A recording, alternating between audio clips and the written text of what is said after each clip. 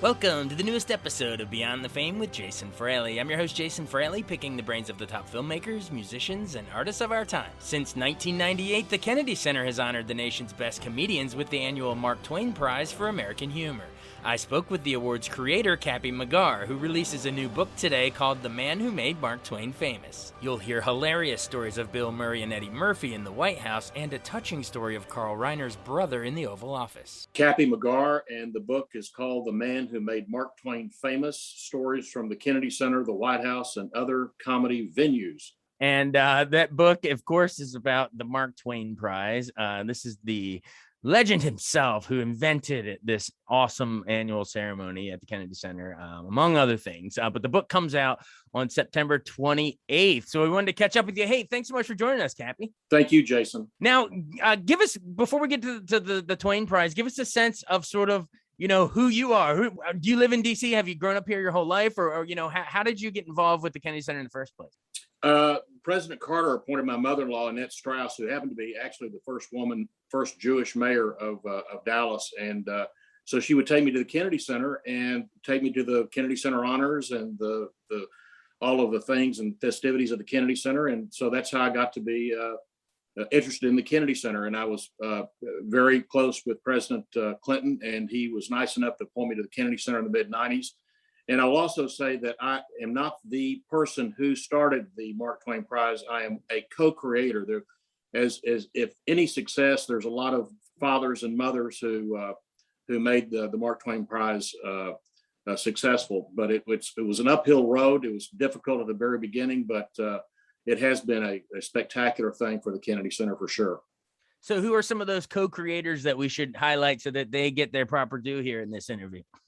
Well, it really started in the White House. There's a guy named John Schreiber and Mark Krantz and Murray Horowitz, and they had lunch with the White House Social Secretary Ann Stock in the White House mess, and they wanted to do a comedy show at the White House. And she said, "Look, I'm going to the Kennedy Center. The White House is really not set up for that." And so Ann Stock took it to the Kennedy Center, and I had done a radio program and some stand-up comedy in college, and so the president of the Kennedy Center knew. It was during a board meeting in the Kennedy Center. So he said, "Look, can you come to this meeting early in the morning to discuss a new comedy show?" And at that time, Peter Kaminsky joined us, and he was a writer for the National Lampoon, and later on his brother, who had done some television shows and some comedy shows, Bob Kaminsky, joined the team later. So that's really kind of how it started. Larry Wilker, who was the president of Kennedy Center, greenlit the show, and that's really how it got started. I love it. And there's been so many great folks honored over the years. Do you have any particular memory? Because I have a couple anecdotes of, you know, offstage stuff, behind the scenes, you know, at the White House and stuff, questions I want to ask you here, some highlights. But before we get to that, in terms of the actual ceremony, do you have any memories of when someone I mean, I'm sure everyone that walks in, it's like, oh my God, I can't believe they're here. But do you have any of particular favorites of the actual ceremony itself? You know, I do. There's a wonderful acceptance speech by Will Ferrell, and we had probably 15 or maybe 20 ceramic versions of the Mark Twain bust, which is a bronze bust, and it's quite heavy. And so he came out on stage as we announced the winner of the, you know, please welcome Will Ferrell, and he went to pick up the ceramic version of the Twain, and he accidentally dropped it, and it shattered into 1,000 pieces. Oh no! I mean, he put kind of all the pieces on the pedestal, and then put Mark Twain's broken head on top of the pedestal, and he goes, "I'm going to treasure this forever. I'm going to get it a seat on the plane back. I'll never let anyone touch this ever again." I mean, it was really one of the funniest things, you know. But I always remember Jonathan Winters, who was one of my favorite comedians, and he was at rehearsal, and they gave him the mark to sit on, and it was a closed rehearsal. There's probably, I don't know, 10 or people, maybe a little bit more than that, in the concert hall at the Kennedy Center, and he started doing routines. He did every great routine ever. I mean, the baseball routine. It just was wonderful. Jonathan Winters ad libs and the old routines. And the next night when he accepted the Twain, he got very emotional and very appreciative, and he ended up being funny at the end, but it was more a gracious, very emotional acceptance speech by the brilliantly funny Jonathan Winters. Wow, thanks for those stories. And I had no idea about the Twain Prize statue shattering there that time. The comedians try to have us in pieces, but that literally happened. And I remember, speaking of the statue, one of my favorites at least that I was actually attending was Bill Murray took it and handed the prize, that little statuette out to the audience, and everyone passed it around. I mean, there's just so many great moments. But he did. I love the Bill Murray Twain. He wrote me a very nice blurb for my book, and he's truly an exceptional human being. Oh yeah, I think he took a baseball and threw it down the red carpet when we were covering it. Like, you never know what he's gonna do. But Yeah. Speaking of him, that's a good segue. I know your book is gonna have some cool anecdotes of things that happen behind the scenes in preparation for these ceremonies. So speaking of Bill Murray, didn't you weren't you there or seeing him putting? He's a Caddyshack alum, so he actually had a golf putter in the Oval Office. Explain. Well, I met him at the Four Seasons. That's where he was staying, and he said, "Hey, let's go up to the room and let me change clothes." So he changed clothes and he put on this Cubs jacket because the Cubs were in the World Series. And if you probably know, President Obama's a White Sox fan, and he goes, "Hey, listen, Cappy, is this appropriate?" I mean, I was in coat and tie. I mean, I looked so unbelievably fancy; it was sickening. And he goes, I said, "Bill, you're Bill Murray. You can wear whatever you want to the Oval Office. You can wear that Cubs jacket." So the White House had called me about a week before I took him to the White House and said, "Would Bill do a PSA ad for the Affordable Health Care Act or Obamacare?" And I said, "Well, let me ask him." So he said, "Well, sure." He said, "But I absolutely want to be ad lib. I don't want any scripts at all." So we were in the cabinet room waiting to meet the president. And this young kid comes in and says, "Mr. Murray, here's your script." And Bill looked at me, he goes, "Cappy, I said no script." And I turned to the aide and I said, "Bill Murray's not going to do a script. That was not the agreement. He'll ad lib." And I said, "I know the president, who's a great ad libber as well. So let's just ad lib." He said, "Okay, I'll be right back." So he came back and he goes, "Yeah, that's fine." So we walk in, we do some Twain stuff. The president, we have a photo op with the Mark Twain Prize bronze statue. And then we get to the putting in the Oval Office. And that was a contest to talk about the Affordable Health Care Act. And so the Wade comes in, gives Bill a putter. The president has his putter. And they put down paper cups in the Oval Office. And Bill says, no, I'm not going to putt in a paper cup. You need to have the dean. You need to have a glass cup.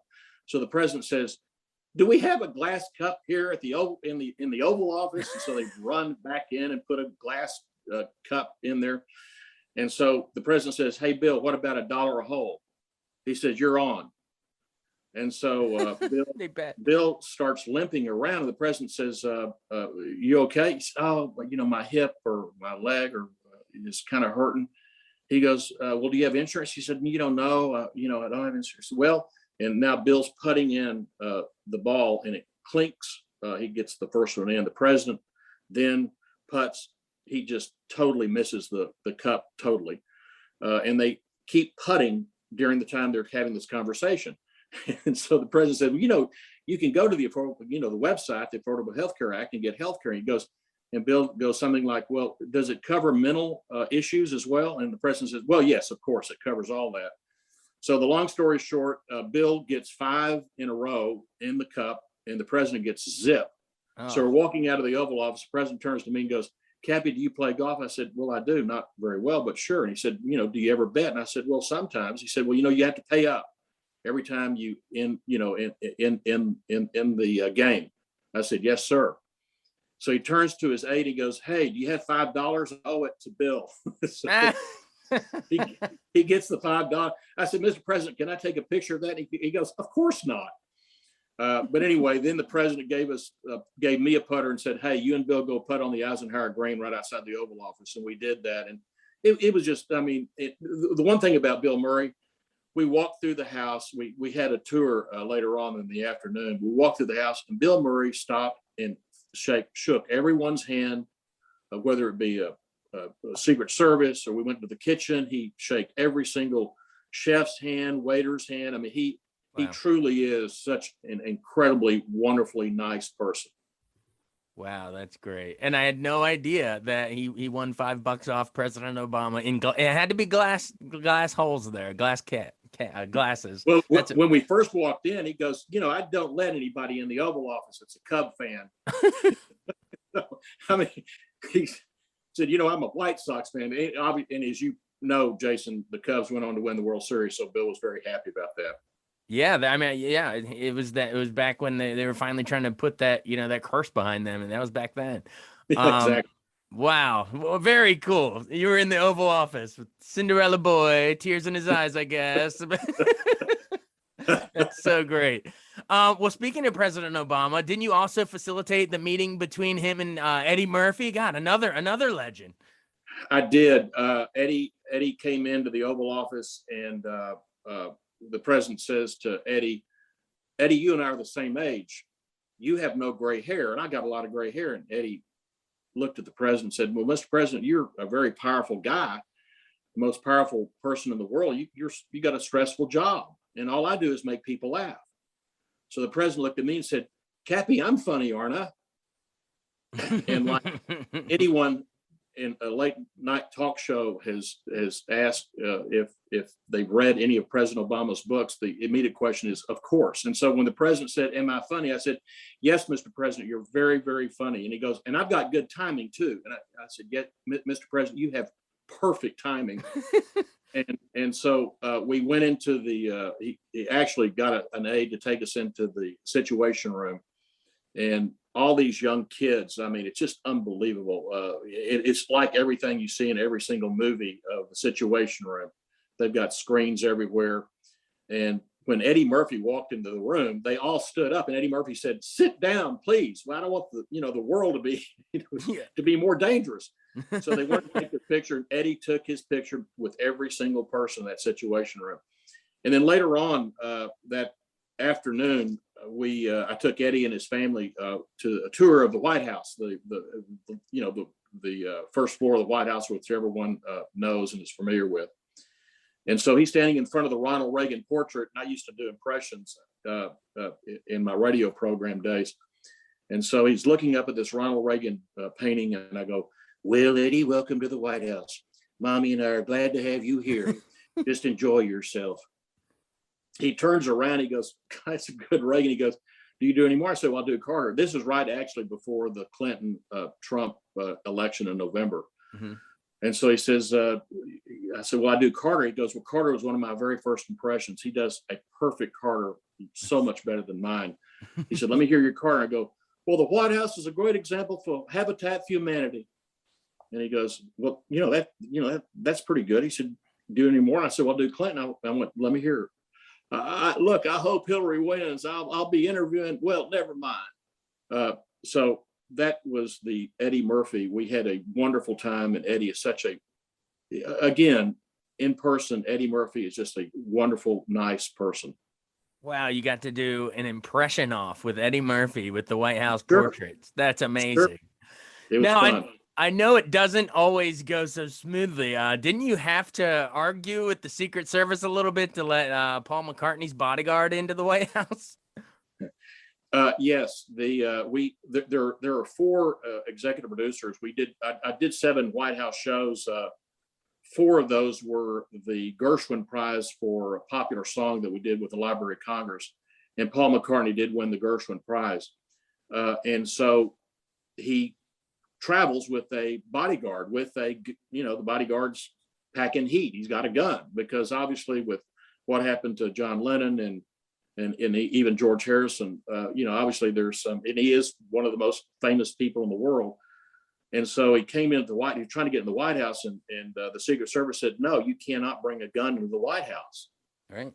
And so he was not let into the White House. The guard was not.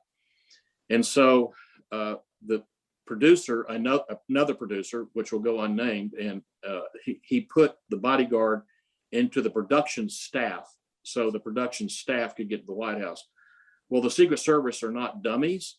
And so they saw that the former bodyguard was now on the production staff. And so I got a call from the from Paul McCartney's worldwide manager, and he said, Cappy, if and the Secret Service said he cannot come in the White House.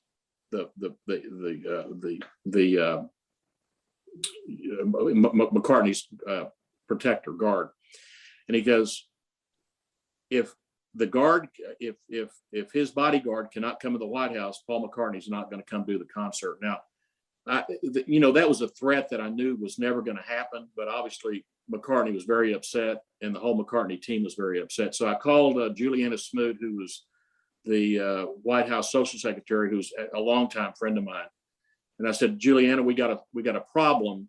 McCartney's not coming to the White House because of his bodyguard's not in. And I told her the problem with trying to put him in production and with the bodyguard's name in production, and the Secret Service got mad. So the head of the Secret Service and me and Juliana, we met in the East Room of the White House around 4:00 that day.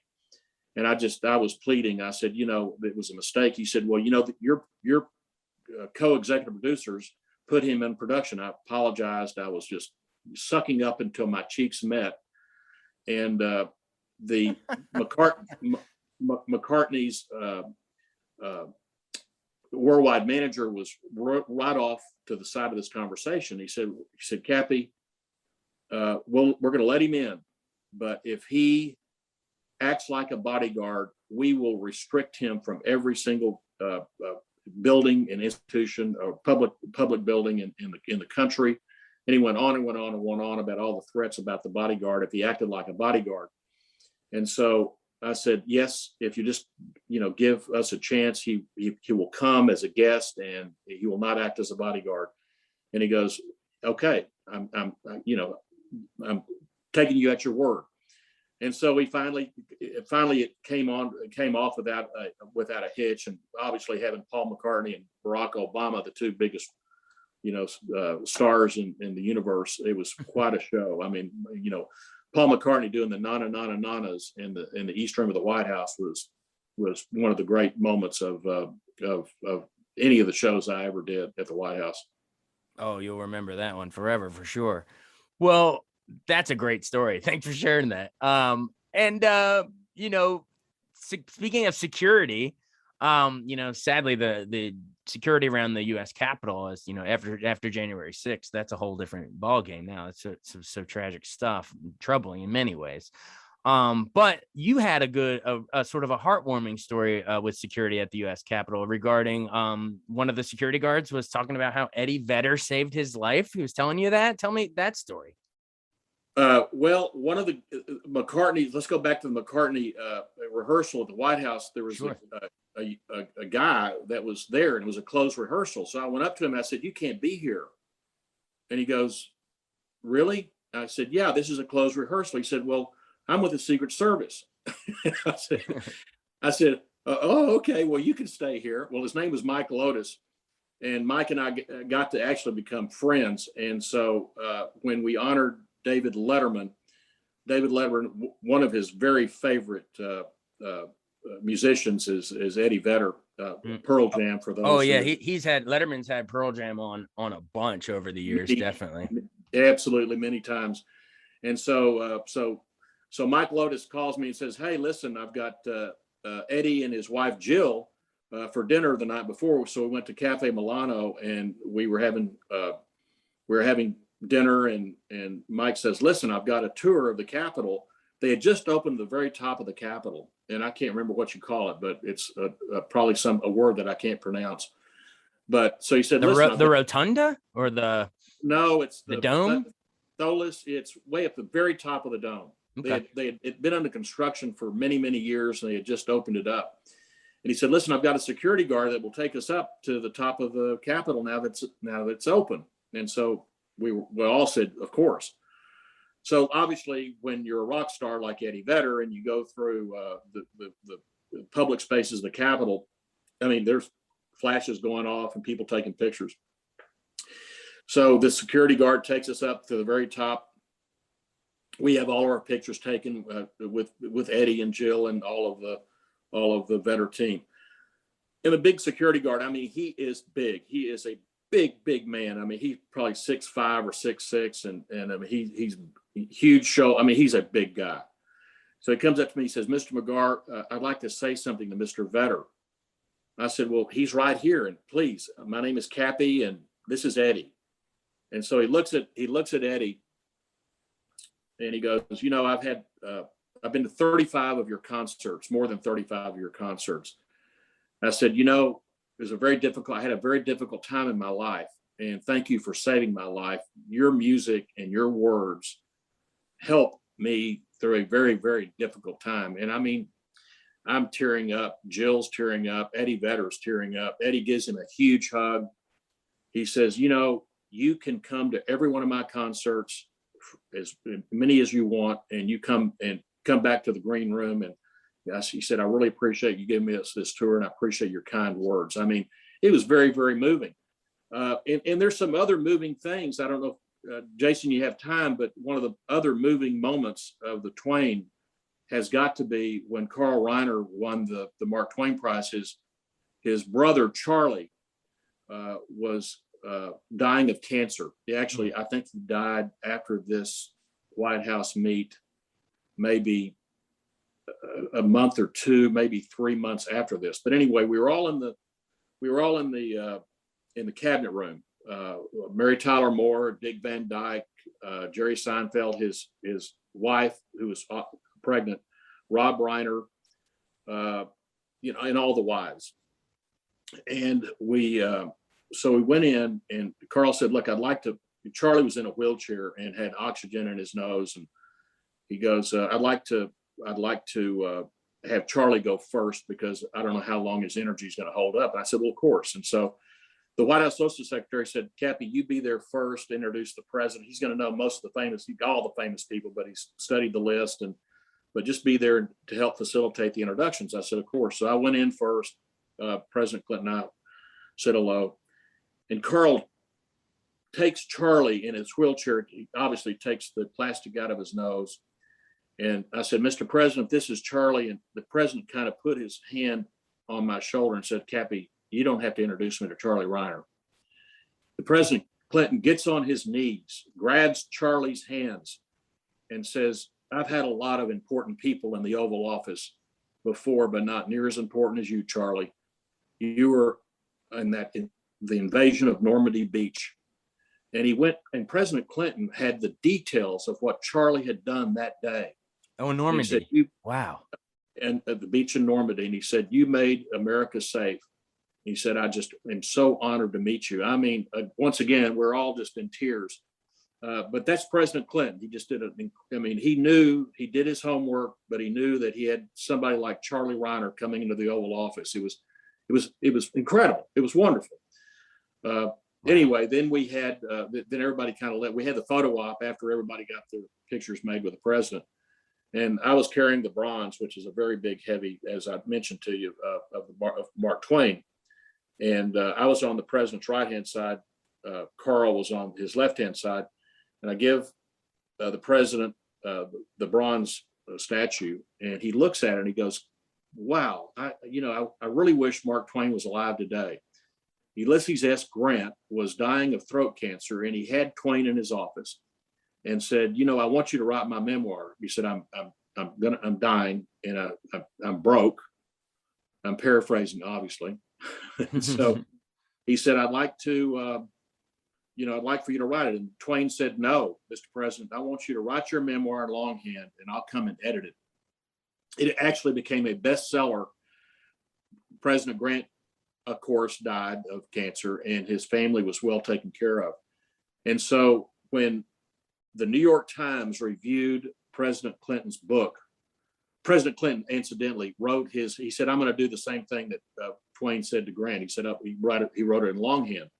So the New York Times, when they were giving a review of the book, said there's two of the best presidential memoirs in history, Ulysses S. Grant and Bill Clinton. And I just know Clinton obviously was having a big smile in his reference to Twain. Wow, I had no idea that Twain himself was editing Grant's biography. That's wow. Yeah. The history you've been around, and then the stories that have come of that, and then Carl Reiner's brother I didn't even know his brother, was in the D-Day invasion, and then gosh, wow, what great stories. Well, that's why you got to read the book, folks. It's packed with them, right? So, but real quick, while we have you on here, I know our listeners, every year we highlight the Mark Twain Prize, and sadly with COVID, I guess we haven't had one since Dave Chappelle in 2019, which was hilarious, by the way. Thank you. But God, love Chappelle. But how does the decision process go into choosing who's going to get it? Because obviously they have to be living. Obviously, I assume they have to be an American humor, so that might rule out some, I don't know, maybe like a Jim Carrey or some Canadian or something. But who coming up next?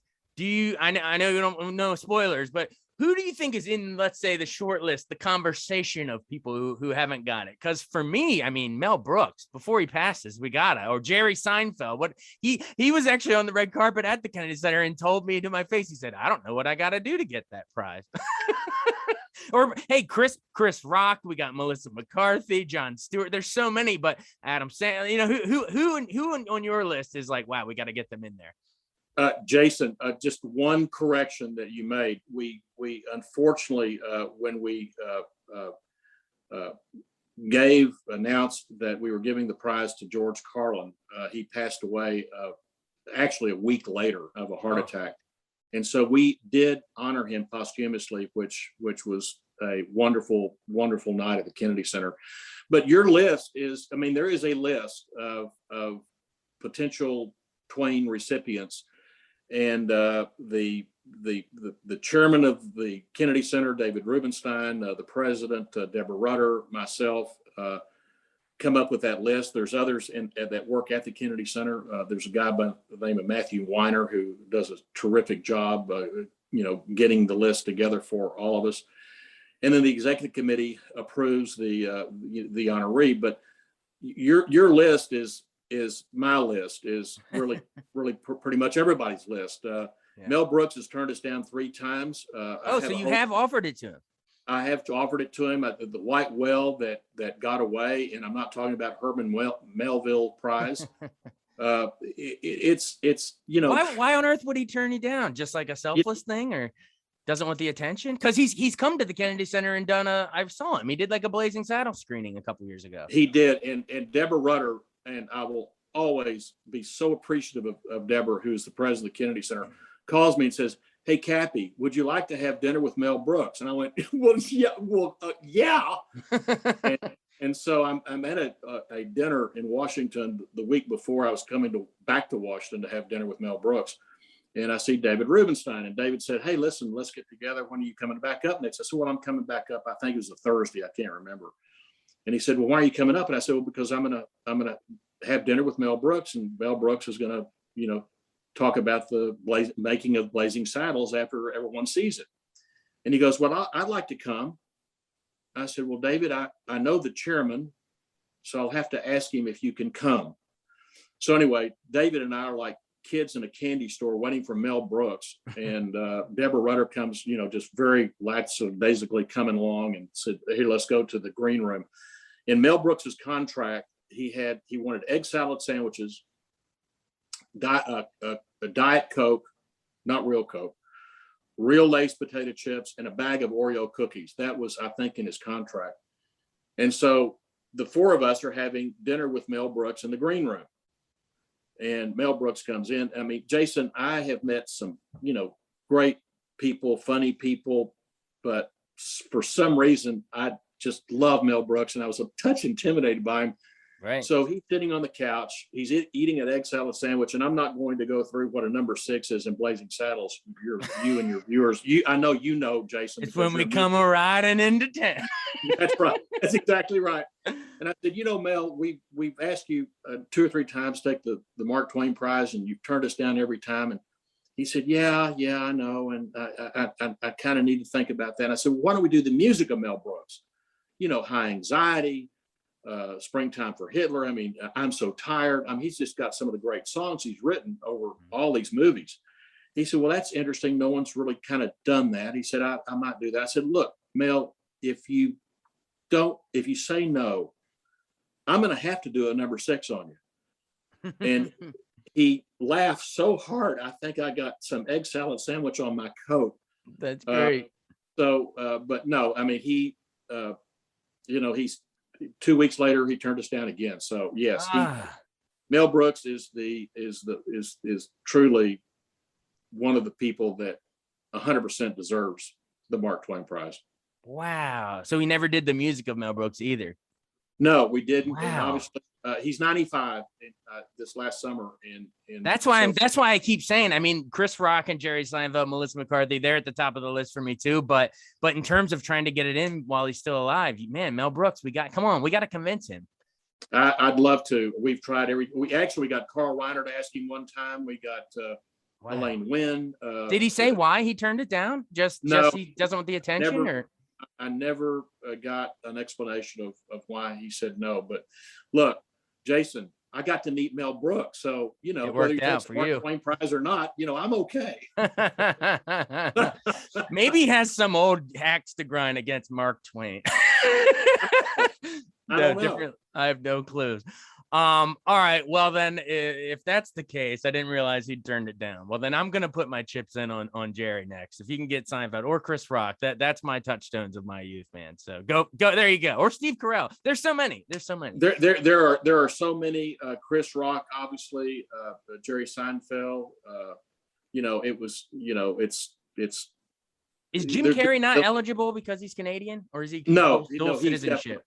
No. He's definitely on the list. It's for, obviously American humor, and he's lived his whole, pretty much all of his movies had great impact on America. And he comes from a long list of really funny and fun comedians. Awesome. Well, there you go. That's some of my feedback. Take it for what you wish. But man, there's so many great ones you've honored over the years. Do you have the list in front of you just for posterity, or if not, I can just paste it into the article or something. But we probably don't have time to run through all of them. But it's the book's gonna be great. I can't wait. I really, really can't wait. And the stories you've shared in this interview alone are priceless. So we can't wait for everybody to read it. So thank you very much, Jason, and for that. I got very lucky. Mark Ehrlichson, who is who's done over 50 New Yorker magazine covers, did the cover of my book with Mark Twain and me, a caricature of Mark Twain and me. And in the acknowledgments, I said, I'd like to thank Mark for doing a spectacular rendition of Twain and me on the cover. After doing over 50 New Yorker magazine covers, I'm so happy he decided to up his game and do my book. So I think he thinks that's funny. I hope he does. Yeah. And then Ken Burns is a longtime friend of mine, and he was nice enough to write my foreword. So I was very appreciative of that. But yeah, I mean, the book comes out September 28th, and I think it's a fun and funny read. I hope people enjoy it. It goes through every single Twain ceremony, and including the White House shows and kind of the back scene stuff of all the Twain and in the White House, and taking all these people on the Oval Office. It's been quite a ride. Thanks so much for joining us on Beyond the Fame with Jason Fraley. Remember to hit the subscribe button and give us a 5-star rating if you like what you hear. We'll see you next time.